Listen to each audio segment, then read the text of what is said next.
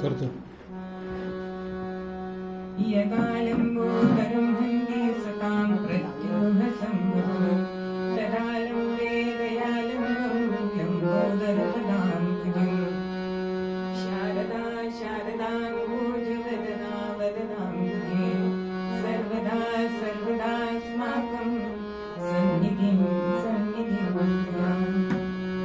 नमस्तस्मै भगवते नारदाय महात्मने कामक्रोधविहीनाय विषयान् प्रवराय च गुरुर्ब्रह्मा गुरुर्विष्णु गुरुर्देवो महेश्वरः गुरुसाक्षात् परब्रह्म तस्मै श्री गुरवे नमः. मनोजवं मारुततुल्यवेगं जितेन्द्रियं बुद्धिमतां वरिष्ठं मातात्मजं मातरयोधमुख्यं श्रीरामदूतं शरणं प्रपद्ये. सर्वमङ्गलमाङ्गल्ये शिवे सर्वार्थसाधिके शरण्ये त्र्यम्बके गौरी नारायणी नमोस्तुते. भगवान गोपाल कृष्ण महाराज की जय. सीताकांत स्मरण जय जय राम. महारुद्र हनुमान की जय. श्री अनंत कोटि ब्रह्मांड नायक राजाधिराज सच्चिदानंद सद्गुरु श्री ब्रह्म चैतन्य महाराज की जय. श्री ब्रह्मानंद महाराज की जय. जय जय रघुवीर समर्थ मंगलमूर्ति मोरया.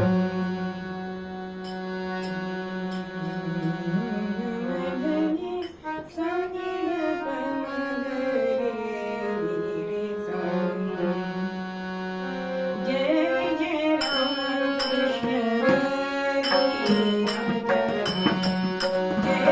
जय राम कृष्ण हरी राजा जय जय राम कृष्ण हरी राजा नवनीत दर्शन नवनीत नवनीत दर्शन नवनीत नवनीत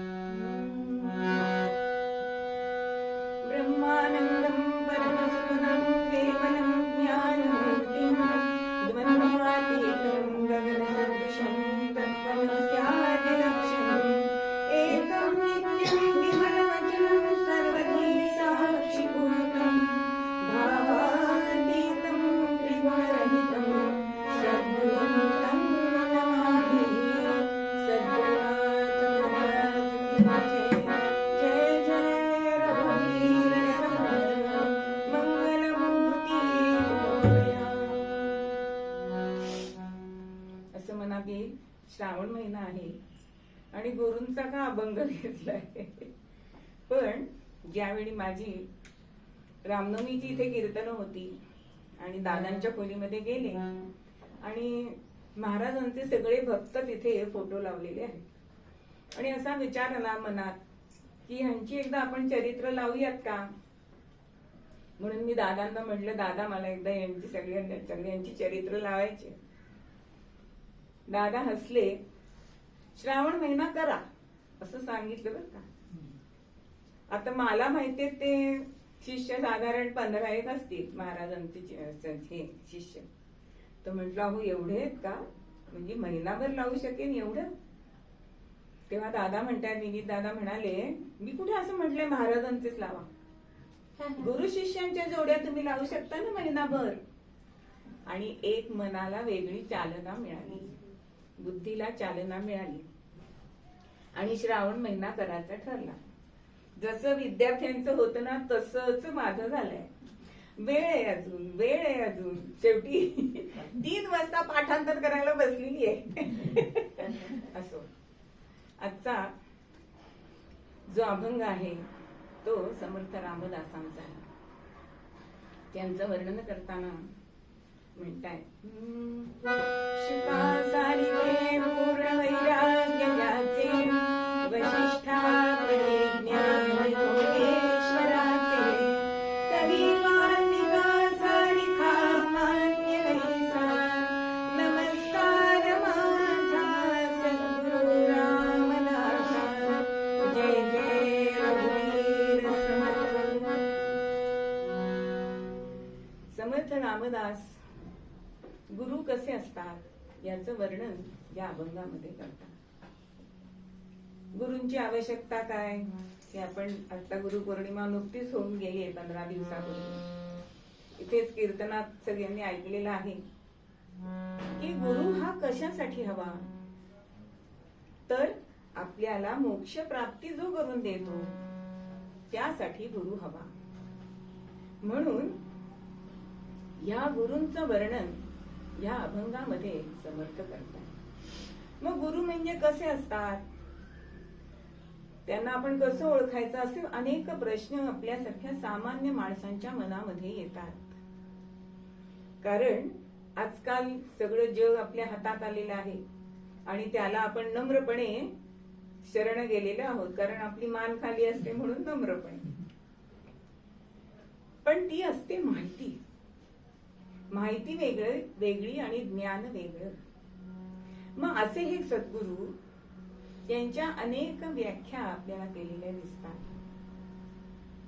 मग आजचा आपण सूत्रश्लोक जो घेतलाय त्याच्यामध्ये गुरुगीतेतल्या त्या श्लोकातला तो भाग आहे, ब्रह्मानंदम.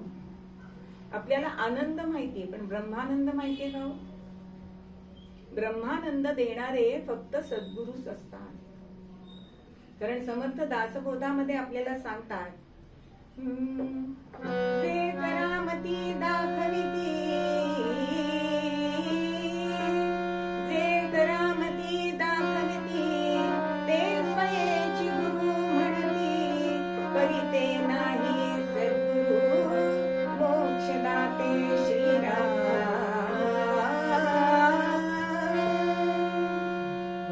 आपल्या जीवनामध्ये जी संकट येतात, मग कुठलीही संकट असू दे, अर्थप्राप्ती हवी असेल, अपत्य प्राप्ती हवी असेल, किंवा चांगल्या सुखसोयी आपल्याला जीवनामध्ये हव्या असतील, तर आपण एकाच बघून सद्गुरूंकडे जातो.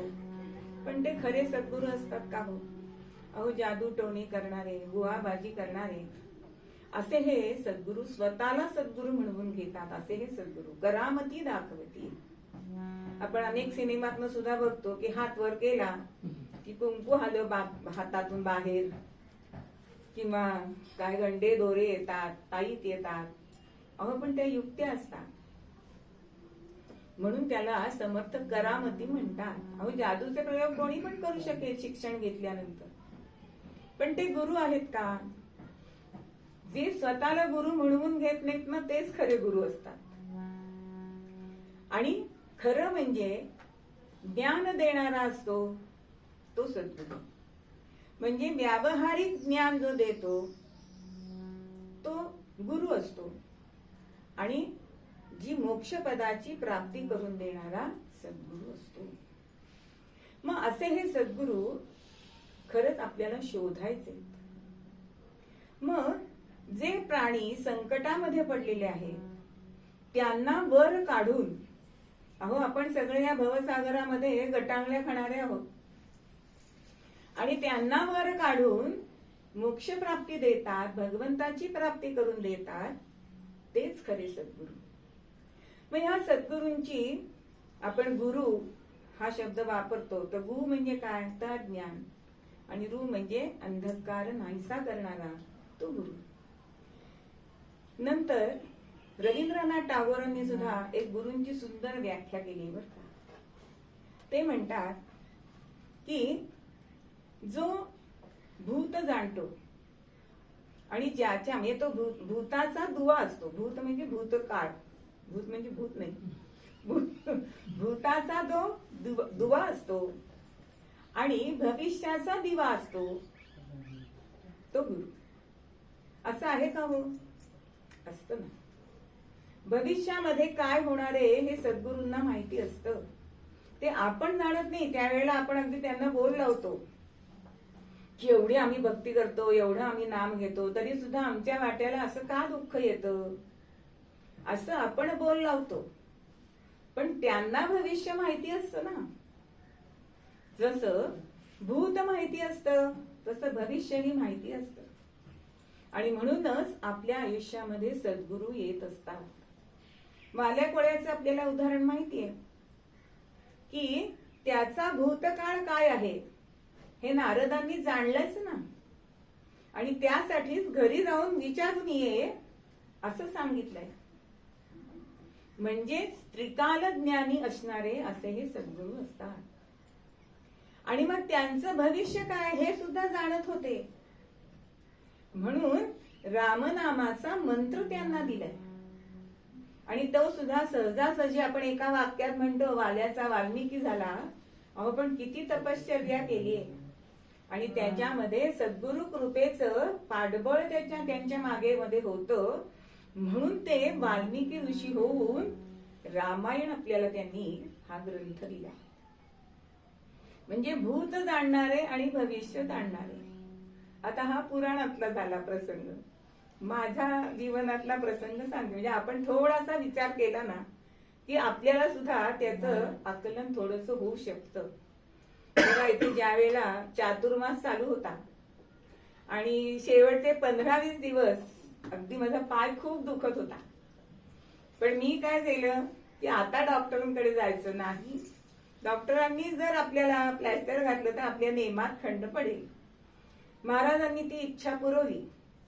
चातुर्मास संपन्न झाला आणि मग मी डॉक्टर गाठले, आणि त्यांनी जी मला काही औषधं दिली, काय माझे B12 वगैरे काय कमी झालं होतं, त्यांनी सगळं माझं ते ओके झालं. म्हणजे 6 पॉइंट झालं होतं ते 28 झालं बरं का 2-3 महिन्यामध्ये ती औषधं घेऊन.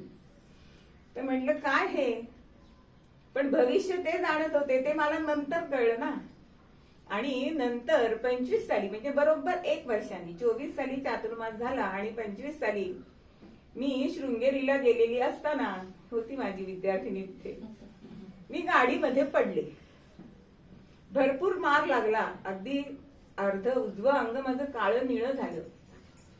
म्हणलं मनात म्हणलं महाराज आता कंबर गेलेलीच होती, आता माझी बरगडी पण जाणार. पण 4 दिवस मी तसेच काढले, कारण तिथे प्लॅस्टर घालून त्या पावसातनं कसं येणार हा विचार. आणि मग आमच्या डॉक्टरांकडे गेल्यानंतर एक्सरे काढल्यानंतर तो मनुष्य मला म्हणतो अहो तुम्ही कसं काय हे सगळं सहन केलं. म्हणलं त्यांची कृपा आणि मनोबल की मला कीर्तन संमेलन हे अटेंड करायचंच आहे, कारण माझ्या बहिणीचा सन्मान होता त्यावेळेला. पण त्यानंतर मी जेव्हा पाय माझा धरून बसले ते 6 महिने, तेव्हा माझ्या मनात विचार आला की जे B12 माझं कमी झालं होतं तर मला तेव्हा कळलं नसतं तर मला आज खरंच दुखापत झाली असती ना. पण त्या B12च्या गोळ्या घेतल्यामुळे माझ्या 2 बोटांवर ते निभावलं, मला बाकी काहीही झालं नाही. म्हणजे भूताचा दिवा, भूताचा दुवा आणि भविष्याचा दिवा हे सद्गुरू जाणत असतात. आणि म्हणूनच रवींद्रनाथांनी जी व्याख्या केली आहे ती खरोखरच आपण जर थोडस आपण लक्ष दिलं तर आपल्याला ते जाणवतं. तसंच गुरु म्हणजे काय, तर जे गुण रुजवतात ना ते गुरु. समोरच्याचे गुण बघायचे आणि ते गुण त्याचे वृद्धिंगत करायचे, हे काम सद्गुरू करत असतात. सत्यवान जाबालाची आपल्याला गोष्ट माहिती आहे की ज्या वेळेला ऋषींकडे तो गेलाय आणि ऋषींनी त्याचं कुळ विचारलंय, आई बाप कोण आहेत असं विचारलंय, तेव्हा तो म्हणतो की मला हे काहीही माहिती नाही आणि सांगतो की माझी आई ही एक वारांगना होती आणि तिला सुद्धा माझे वडील कोण आहेत हे माहिती नाही. तेव्हा ते ऋषी म्हणतायत की तू एवढी सत्य सांगितलंयस मला, त्यामुळे तू चांगल्या कुळातलाच असणार आहेस. आणि पुढे हे जाबाल जे मोठे होऊन त्यांनी वशिष्ठांच्या म्हणजे दशरथाच्या अष्ट ऋषी जे होते त्याच्यामध्ये त्यांनी स्थान मिळवलं. म्हणजे गुण ओळखून सत्य बोलणारा हा मुलगा आहे हे जे गुण त्यांनी ओळखले आणि त्याला जे ज्ञान दिलं, तो मुलगा एवढा मोठा झाला की वशिष्ठांच्या हाताखाली तो काम करत असे. म्हणजेच गुण रुजवतात ते गुरु. म्हणून ब्रह्मानंदम परम सुखदम, ब्रह्मानंद जे देतात ते सद्गुरू असतात. आपण जे उपभोगतो तो साधा आनंद असतो, नश्वर आनंद असतो. तो आनंद कधी ना कधीतरी संपत असतो. पण परम सुख देणारे किंवा गगना एवढी ज्यांचं मन विशाल आहे असे ते सद्गुरू असतात. आणि म्हणून सद्गुरूंची महती वर्णन करताना एका पदामध्ये तुम्हारासारखा गुरु नाही रे जगात, तुम्हारासारखा गुरु नाही रे जगात, नाही रे जगात, नाही रे जगात.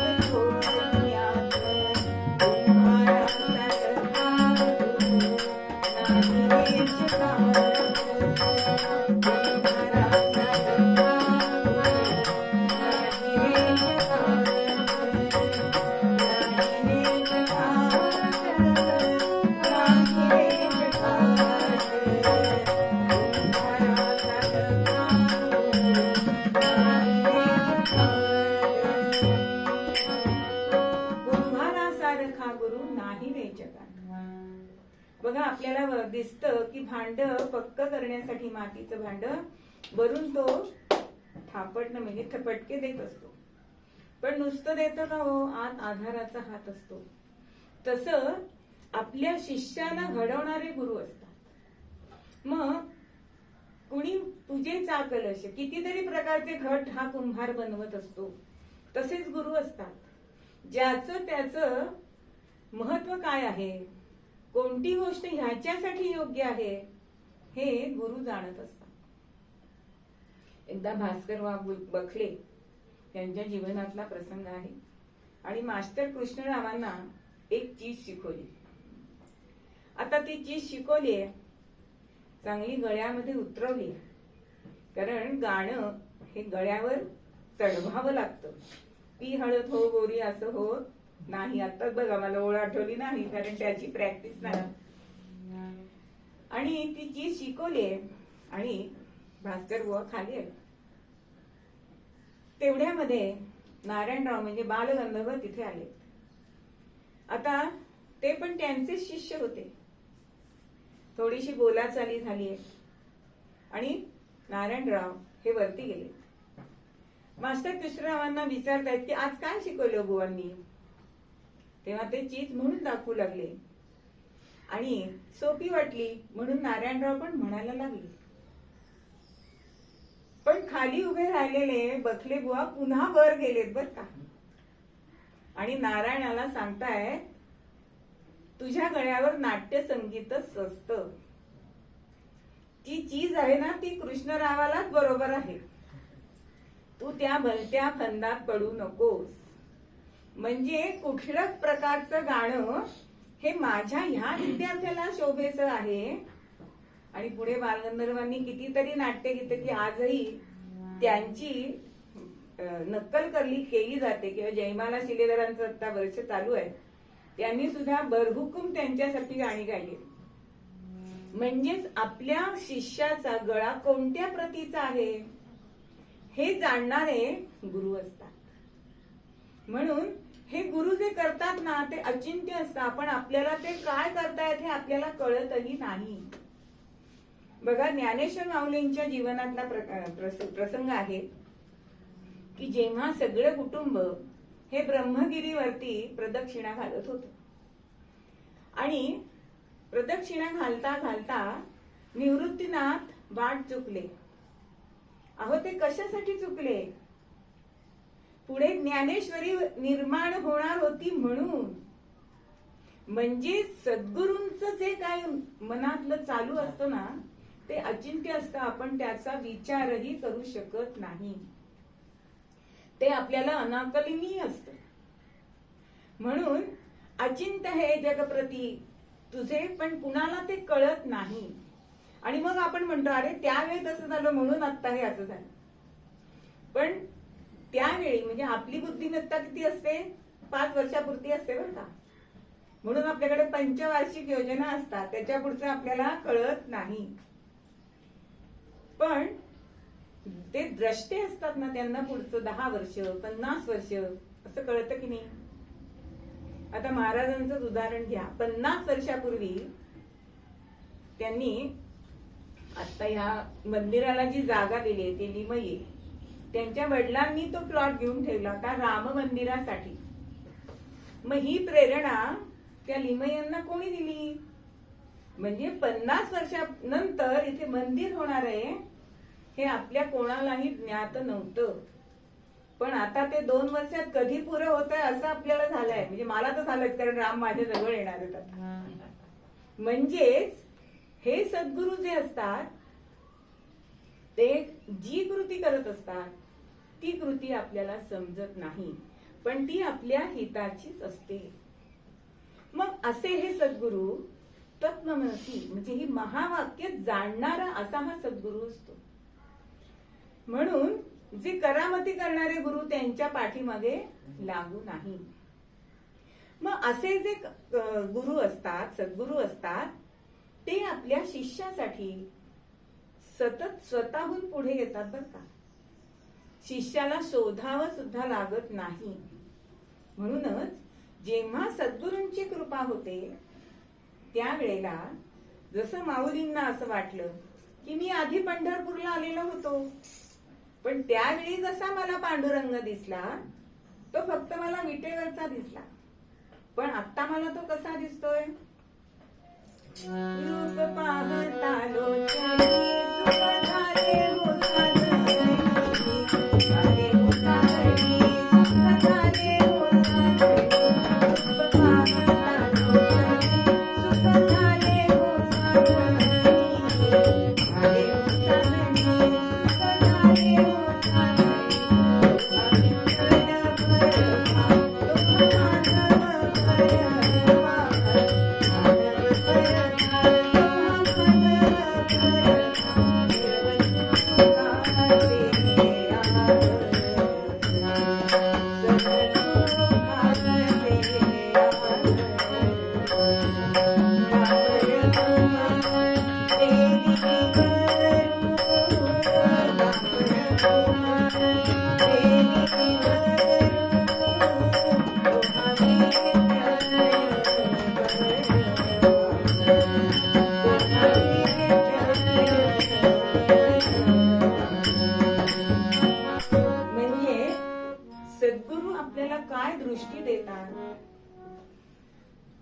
आपल्याला सद्गुरु ज्ञान देतात असं आपण म्हणतो, पण ज्ञान ही काय अशी उचलून घ्यायची गोष्ट आहे का हो? नाही. म्हणजे सद्गुरु आपल्याला केवळ ज्ञान म्हणजे काय, तर आपल्याला त्या गोष्टीची जाणीव करून देणं हे सद्गुरूंचं काम आहे. आणि अशी जाणीव निवृत्तीनाथांनी जेव्हा त्यांच्यावरती अनुग्रह केला त्यावेळी ज्ञानेश्वरांना दिली, आणि म्हणून चराचरामध्ये भगवंत आहे हे त्यांनी जाणलं. म्हणजेच सद्गुरु आपली दृष्टी बदलतात, आणि हे होण्यासाठी आपल्याला सद्गुरूंना शरण जावं लागतं. म्हणून श्री गुरु दाता रे दाता रे. हा दाता आहे, तो कसा दाता आहे तो आपल्याला उद्या बघायचा आहे. कारण अशा सद्गुरूंच्या पुढे कितीही मोठा खल आला तरी सुद्धा तो सन्मार्गाला लागतो त्यांच्या कृपेने. म्हणून सद्गुरू कसे आहेत, तर एखादं रत्न जसं असतं, म्हणजे चिंतामणी जसं रत्न आहे तसे हे सद्गुरू असतात. आणि हे सद्गुरू कसे असतात, तर ते ज्ञानी असतात. ते ज्ञानाची आपल्याला जाणीव करून देतात. कितीतरी आपल्या संतांच्या चरित्रांमध्ये आपल्याला असं दिसतं की शिष्याला ती जाणीव करून दिलेली आपल्याला दिसते. म्हणून सद्गुरू ही विद्या देतात, म्हणजे आत्मविद्या देतात. मग अशा सद्गुरूंना नमन करायचंय, वंदन करायचंय, कारण त्याचं स्तवन आपण करूच शकत नाही, असे हे गुरुतत्व आहे. आणि हे अनाकलनीय आहे हे कळण्यासाठी सद्गुरूंचा आपल्याला सहवास मिळायला पाहिजे. म्हणून श्री गुरु दाता रे अभिनव कैसे केले रे. अभिनव म्हणजे काय, अभि हा जेव्हा प्रत्यय लागतो ना, नव आपल्याला माहिती की नवीन. अभिराम, आपण जसं वचन म्हणतो तसं अभिवचन, म्हणजे त्याला एक प्रकारची एक श्रेष्ठता येते. म्हणून असं अभिनव हे सद्गुरू करत असतात. आणि हे सद्गुरू करत असताना आपल्याला ते कळत सुद्धा नाही. जसं एखादं भूल दिल्यानंतर आपल्याला ऑपरेशन काय करताय हे कळतं का, नाही कळत. तसं सद्गुरू हे आपल्यातले सगळे दोष घालवून टाकतात आणि आपल्यामध्ये गुणांची रुजवात करतात. म्हणून जे गुण रुजवतात ते गुरु. आणि अशा गुरूंना जर आपण शरण गेलो तर ते आपल्याला दाता होतात. आणि ते दाता कसे होतात हे आपल्याला उद्याच्या पूर्वरंगामध्ये बघायचंय. कारण 4 दिवस हा अभंग पुरवून खायचाय. म्हणून श्री गुरु हे ब्रह्मानंद देणारे, तो ब्रह्मरस पाजणारे आपल्याला असतात. आणि तो ब्रह्मरसाची एकदा चव कळली ना की आपल्याला, जसं लहान मुलाला साखर पाणी आपण देतो आणि मग ते साखर पाणी गोड लागतं, पण ज्या वेळेला कधीतरी त्याला उचकी लागते आणि आपण मध देतो. मग जेव्हा मधाची चव कळते तेव्हा ते मूल साखर पाणी थुंकून टाकायला लागतं बरं का, कारण त्याच्यापेक्षा मध चांगला आहे हे त्या बाळाला सुद्धा कळतं. मग असा हा ब्रह्मरस, हा ब्रह्मानंद हा आपल्याला देणारे असे हे गुरु असतात. आणि त्या ब्रह्मरसाची चव जर आपल्याला बघायची असेल तर सद्गुरु तत्व हे आपल्याला जाणलं पाहिजे. म्हणून मूळ पद्यामध्ये आपल्याला समर्थ हेच सांगतात, श्री गुरुदाता रे दाता रे, श्री गुरुदाता रे दाता रे, श्री गुरुदाता रे.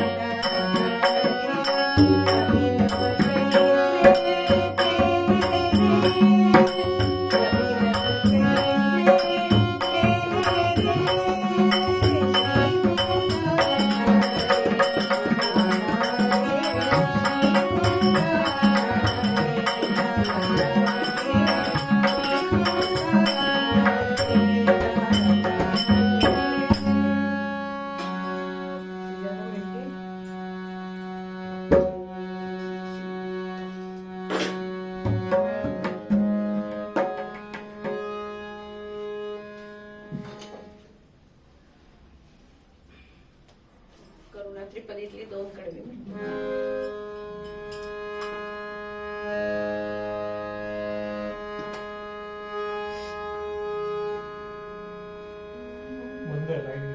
नाहीये का? हा, लाईट मला गेली. शांत हो श्री गुरुदत्ता मम चित्त शांत मध्यम. हो. शांत हो श्री गुरुदत्ता मम चित्ता शमनी आता. शांत हो श्री गुरुदत्ता मम चित्ता शमनी आता. तू केवळ माता जनिता सर्वथा तू निरंतरता. तू आप्त स्वजन माता सर्वार्था तुझी त्राता. भय करता तू भय हरता दंड धरता तू परिपाता. तुझ वाचून न तुझे माता तू वार्ता आश्रय दत्ता. शांत हो श्री गुरुदत्ता मम चित्ता शमनी आता. शांत हो श्री गुरुदत्ता मम चित्ता शमनी आता. सहकुटुंब सहपरिवार दास आम्ही निरधार.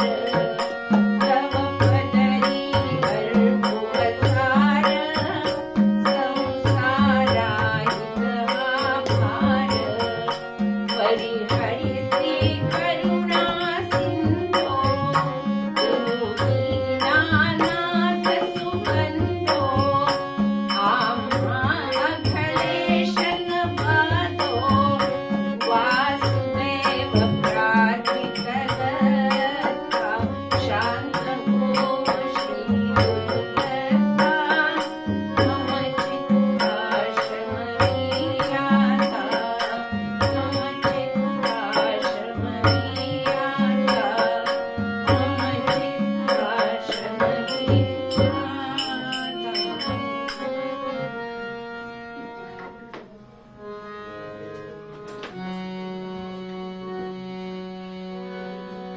पाणी प्यायलं तुम्ही? पाणी प्यायलं?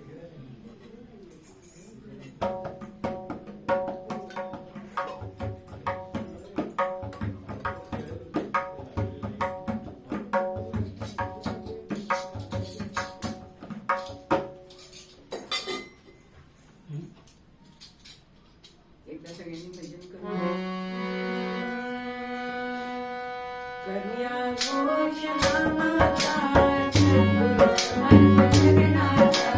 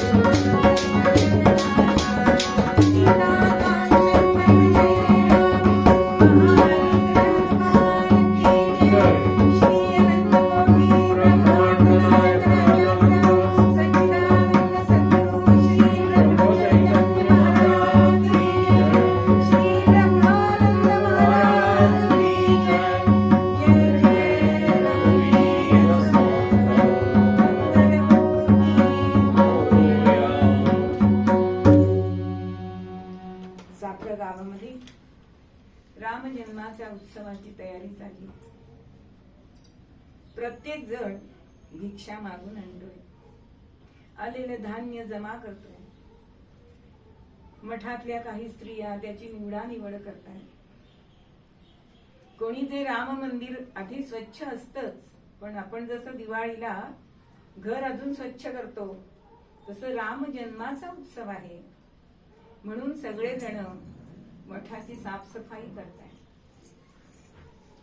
समर्थ नाहीयेत, पण आपण केलेली सेवा ही समर्थांना मान्य झाली पाहिजे, आवडली पाहिजे, हा भाव बऱ्याच शिष्यांच्या मनामध्ये असायचा. जसे हौशे नवशे गौशे असतात तसं काही शिष्यांना वाटायचं नाही येत ना समर्थ, कशाला एवढं करायचंय. पण 90% शिष्य असे होते की जास्तीत जास्त आपण चांगली सेवा करावी आणि रामरायाचा उत्सव थाटामध्ये करावा. होता होता होता रामजन्माचा दिवस म्हणजेच चैत्र प्रतिपदा, पाडवा, गुढीपाडवा जवळ आलाय. आणि पाडव्याच्या अगोदर 1-2 दिवस स्वामींचं म्हणजे समर्थ रामदासांचं चाफळला येणं झालंय. उत्सवाला सुरुवात झाली. अनेक जण तिथे सातारा, मिरज, सांगली, सोलापूर अशा ठिकठिकाणाहून लोक तिथे आलेली आहेत. दररोज कीर्तन, श्रवण, भजन, दररोजचे नित्य काकड आरती वगैरे हे सगळे उपासना चालू आहे. प्रत्येक जण श्रवणाचा लाभ घेतोय.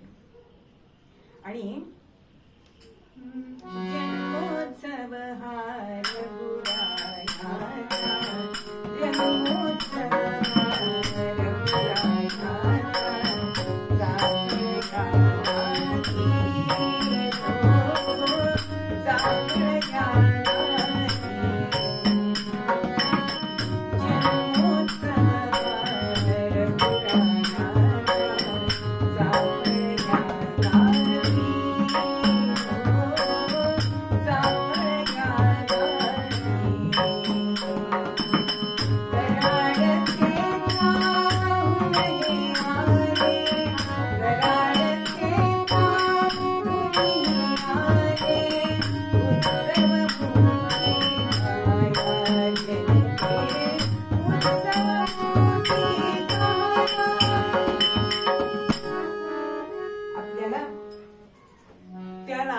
दर्शन होईल.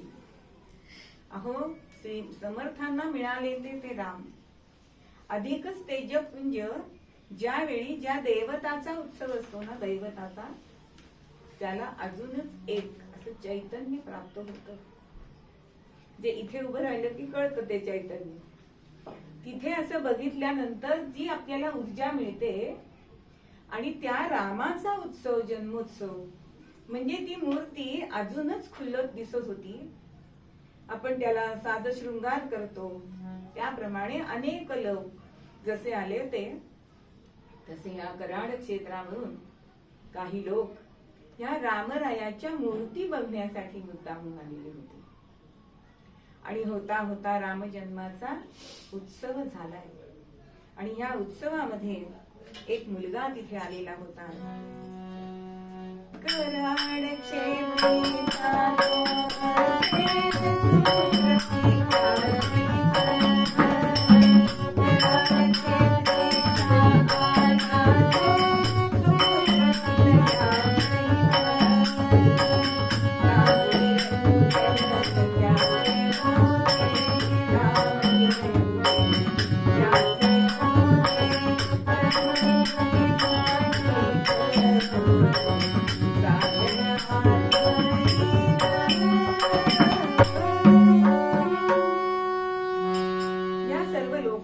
आपल्या वडिलांबरोबर आलेला सुपुत्र म्हटलंय बर का, म्हणजे वडिलांचं ऐकणारा.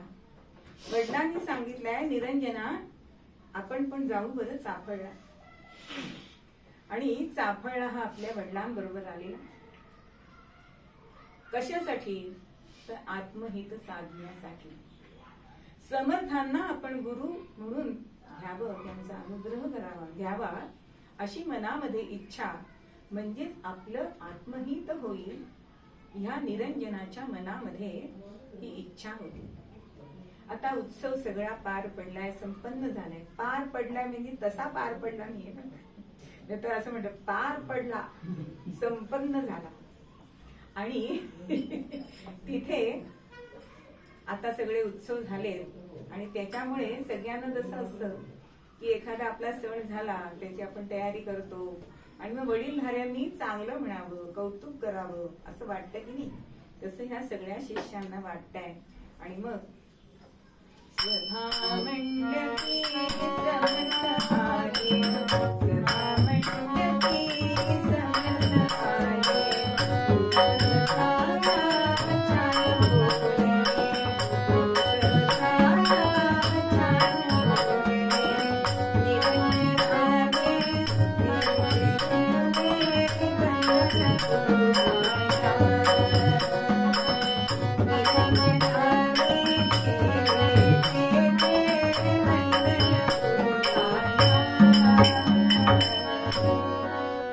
सभा मंडपामध्ये समर्थ येऊन बसले आणि सगळ्या शिष्यांना कौतुकाची थाप दिली की उत्सव एकदम छान झालेला आहे, संपन्न झालेला आहे. आणि आता पुढची क्रिया काय असं बोलताय आणि इतक्यामध्ये हा वडिलांबरोबर आलेला निरंजन हा चटकन उठलाय आपल्या जागेवरनं आणि समर्थांचे पाय धरले. कारण समर्थ नंतर कधी भेटतील माहिती नाही, म्हणून आता या सभा मंडपात आपण त्यांचे पाय धरावे आणि त्यांचा अनुग्रह घ्यावा असं त्याला वाटतंय.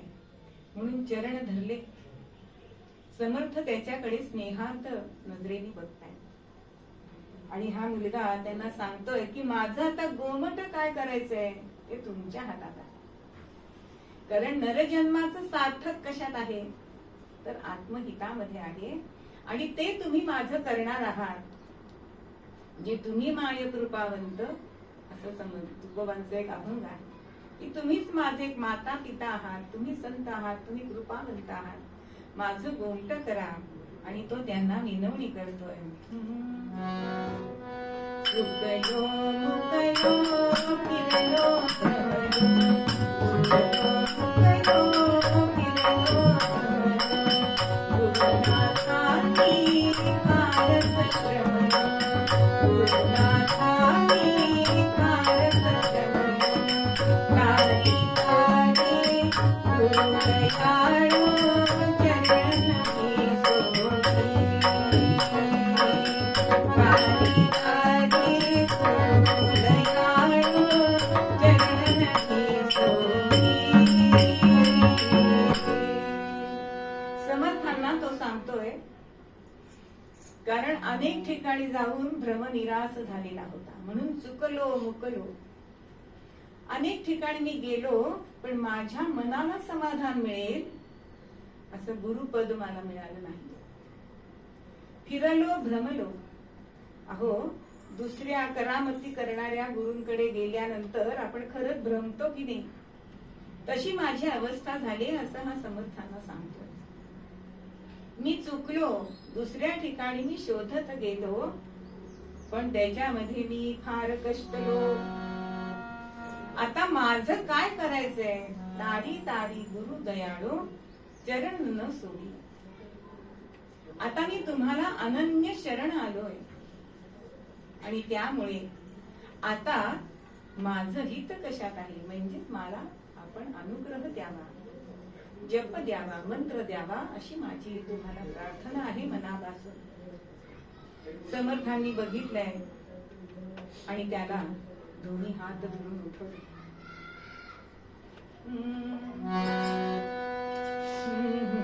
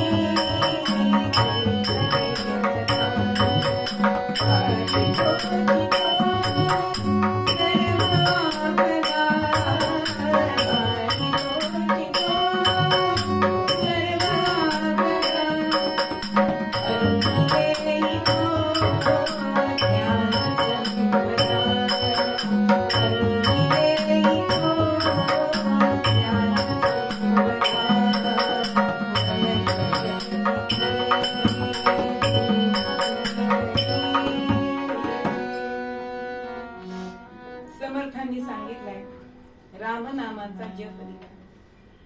उपासना कशी कर, आणि सांगतायत की दररोज रामरायाचं ध्यान कर. त्या रामरायाजवळ बस आणि तो रामराया काय करेल, हरुनी आपदा, तुझ्या जीवनामध्ये जी संकट आहे ती संकट नाहीशी करेल. आणि नुसती संकट नाहीशी करेल का, हरुनी दे ज्ञान संपदा. तो प्रभू रामचंद्र तुला काय देईल, तर ज्ञान देईल. असा हा उपदेश समर्थांनी केलाय. आणि श्रीराम जय राम जय जय राम, श्रीराम जय राम जय जय राम, श्रीराम जय राम जय जय राम हा मंत्र दिलाय. मनामध्ये अत्यंत आनंदी झालाय आणि वंदन करून आपल्या वडिलांबरोबर कराड क्षेत्री गेलाय.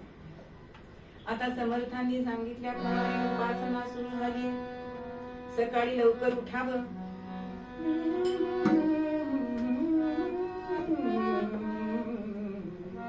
श्रीराम ध्याये ध्याये, श्रीराम ध्याये, श्रीराम ध्याये ध्याये, श्रीराम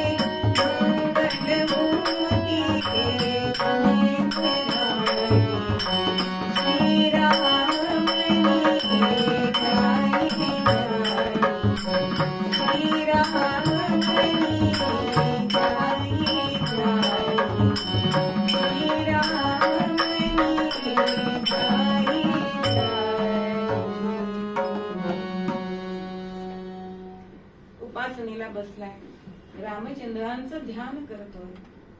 श्रीराम जय राम जय जय राम हा जप करतोय. पण मंडळी असं झालंय की रामाचं ध्यान डोळ्यापुढे आणायला आणि मंगलमूर्ती समोर प्रकट होतोय.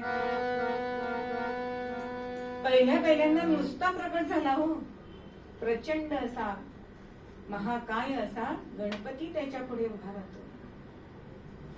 पण सद्गुरूंनी सांगितल्यावर विश्वास ठेवून रामनामाचा जप हा निरंजन करतोय. काही दिवस जात आहेत, पण पुढे असं व्हायला लागलं की नुसतं दर्शन देण्यापेक्षा गणेश आपल्या अंगावर धावून येतोय असं ह्याला जाणीव व्हायला लागली. कळे ना काय करावं. समर्थांनी तर आपल्याला रामाची उपासना दिली आहे, आणि राम ध्यानात न येता गणेश का येतोय. जसं आपण पूर्वरंगात बघितलं की पुढे काय होणार आहे ते आपल्याला समजत नाही, तशी निरंजनची मनाची अवस्था झाली आहे. आता काय करावं म्हणून वडिलांना विचारून हा परत चाफळला आलाय आणि गुरुचरणी दंडवत घातलाय. समर्थांना कळे ना की आत्ताच हा अनुग्रह देऊन गेलाय आणि हा परत का आला. तेव्हा सगळा झालेला वृत्तांत सांगतो की स्वामी, आपण सांगितल्याप्रमाणे मी रामाची उपासना करतोय, पण माझ्या पुढे गणेश येतोय आणि तो मला भिवतोय. त्याच्या हातातला परशु मला भीती वाटतेय, काय करू मी. समर्थांनी ध्यान लावलंय आणि त्रिकाल ज्ञानी असणारे समर्थांनी जाणलंय की ह्याची इष्ट देवता जी नक्षत्र देवता आहे ती गणेश आहे. आता समर्थ म्हणजे सगळं अनाकलिनी असतं तसं समर्थांनी त्याची समजूत घातली आहे आणि म्हणतायत की अरे मी जरी तुला रामनामाची उपासना दिली तरी तुझं आराध्य दैवत नक्षत्र देवता ही गणेश आहे आणि त्यामुळे तू गणेशाचं ध्यान कर. आता शिष्याचं चित्त विचलित झालंय. एकदा सद्गुरू असं सांगतात आणि एकदा असं सांगतात. हे चंचलत्व मनातलं द्वंद्व जे आहे द्वंद्वातीतम त्रिगुणरहितम हे सगळं सद्गुरू काढून टाकतात. मनातलं द्वैत काढलंय आणि त्याची समजूत घालताय. एकपणे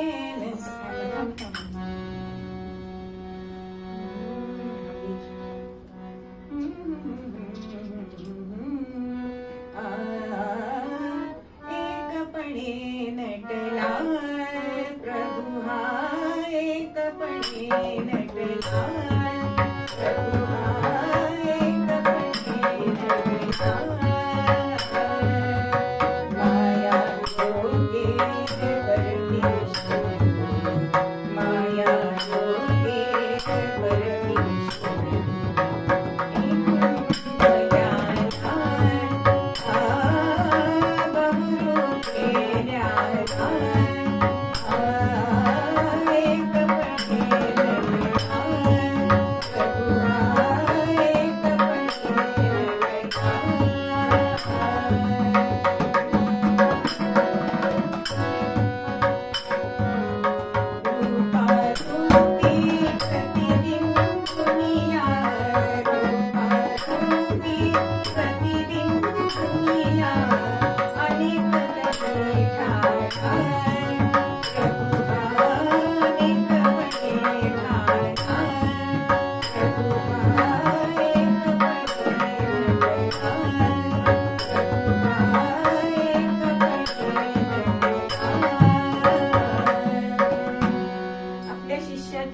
समजूत घालतायत. जशी माऊली आपल्या मुलाला समजावून सांगते तसं समर्थ म्हणतायत की अरे गणपती काय राम काय शंकर काय यातलं तत्व एकच आहे ईश तत्व. जशी घरातली मुलगी ही कुणाची तरी मुलगी असते कुणाची तरी सून असते कुणाची तरी मामी असते कुणाची तरी आत्या असते कुणाची तरी आई असते कुणाची पत्नी असते पण व्यक्ती एकच आहे की नाही. सोपं करून सांगावं लागतं. आणि तसं समर्थांनी ह्या निरंजनला समजावून सांगितलंय की एकपणे नटला प्रभू हा एकपणे नटला. अरे मायेनी आपल्याला ती वेगवेगळे रूप दिसतात. त्यामुळे तू असं काही समजू नकोस. जरी मी तुला राम उपासना सांगितली तरी सुद्धा आता मी तुलाच आज्ञा करतोय की तू गणेशाची आराधना कर. हीच गोष्ट आपल्याला 650 वर्षापूर्वी रोहिदासांनी आपल्याला सांगितलेली दिसते. आणि ते म्हणतायत की हे सगळं जग कशापासून निर्माण झालंय तर ब्रह्मबिंदू पासून. अहो आपण माणसात जातीभेद करतो. म्हणजे हा शूद्र हा ब्राह्मण हा क्षत्रिय असं म्हणतो की नाही. पण विज्ञान आणि अध्यात्म ह्या दोन्हीला धरून चालायला पाहिजे की नाही. हे संत आपल्याला हेच सांगत असतात. म्हणून रोहिदास सांगतात की विज्ञान हा काय आहे आरसा आहे आणि अध्यात्म हा बुरखा आहे. बर का बुरखा आपल्याला बाजूला करता येतो की नाही आणि दिसतं की नाही समोरचं. तसं अध्यात्म आपल्याला बघायचं आहे. म्हणजे जसा कुंभार अनेक प्रकारचे घट निर्माण करतो किंवा अगदी एक आरसा फुटला तर त्याच्यामध्ये आपली अनेक प्रतिबिंब दिसतात की नाही. जेवढे तुकडे त्याचे होतील तेवढी आपली रूप त्याच्यामध्ये दिसतात. तसं हा ब्रह्मबिंदू हा रामरायानेच निर्माण केलाय. त्या ब्रह्मानीच परब्रह्मानीच निर्माण केलाय. हा संदेश आपल्याला रोहिदास सांभार सुद्धा देतात. म्हणजे सगळे संत हे ईश तत्व एकच आहे हे आपल्याला सांगतात. तसं समर्थांनी त्याला पटवून दिलंय आणि राजी केलंय. आणि सांगताय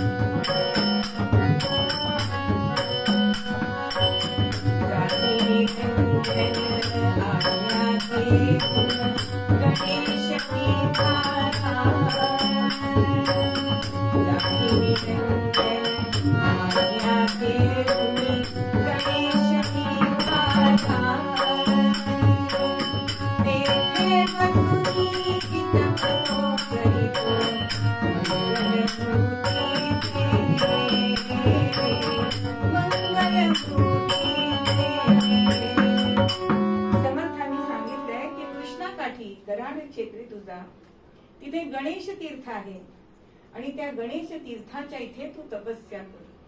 तुझं इष्ट दैवत जे मंगल मूर्ती आहे तुझ्या सगळ्या इच्छा ते पूर्ण करेल. आणि गुरुवचनाला मानून हा निरंजन गणेश तीर्थाला आला. गणेश तीर्थाला आल्यानंतर अनेक वर्ष तपश्चर्या केली.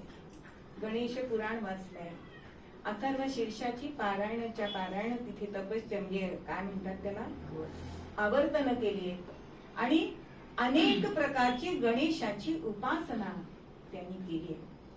आणि त्यानंतर मनात इच्छा होती, पण अहो कुठल्याही गोष्टीला तपपूर्ती तरी किमान आवश्यक असते.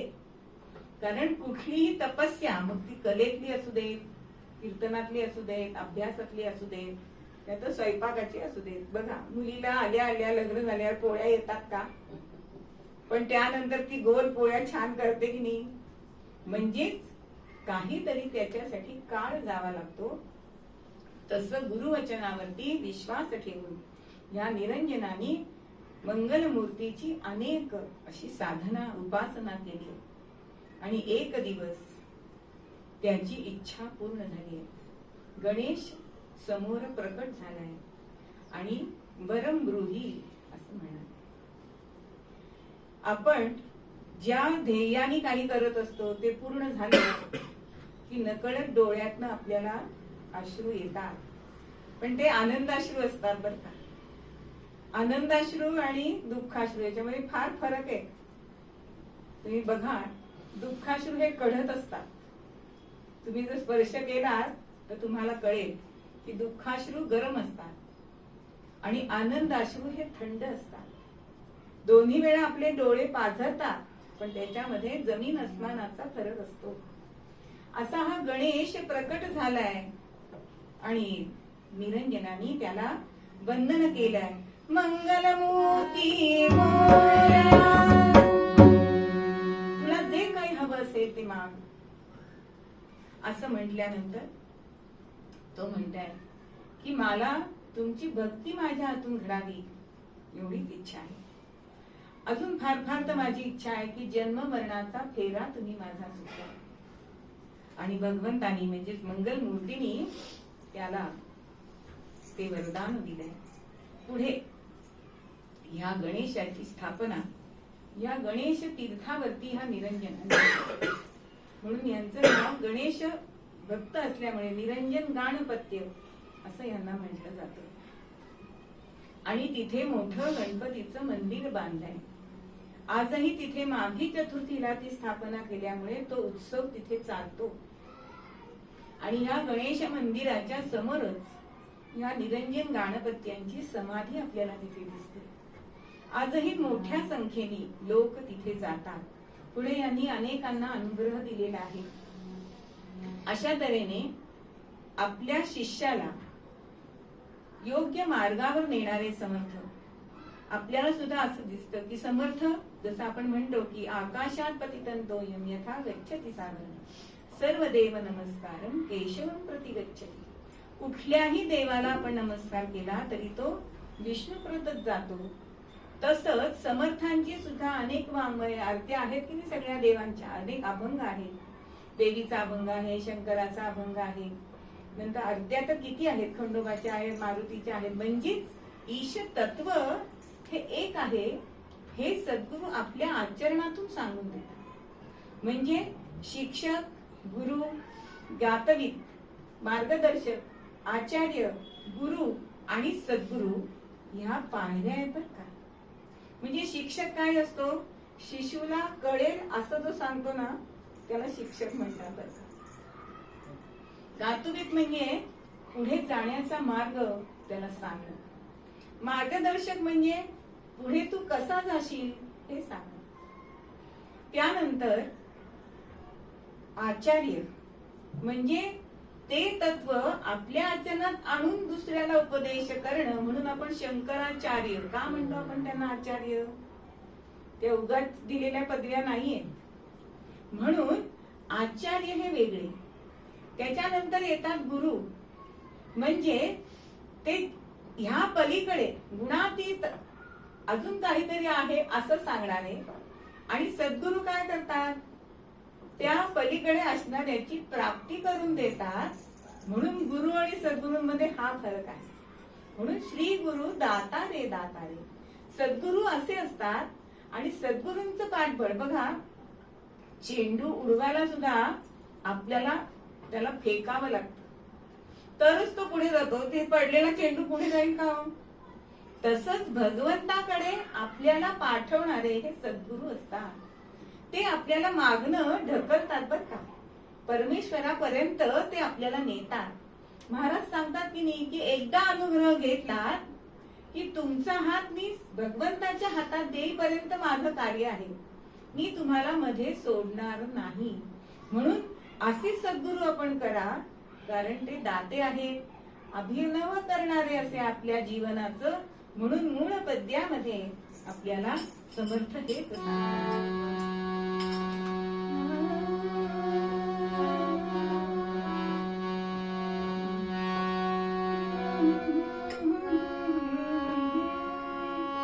दाता नाही परत ते हेच आहे.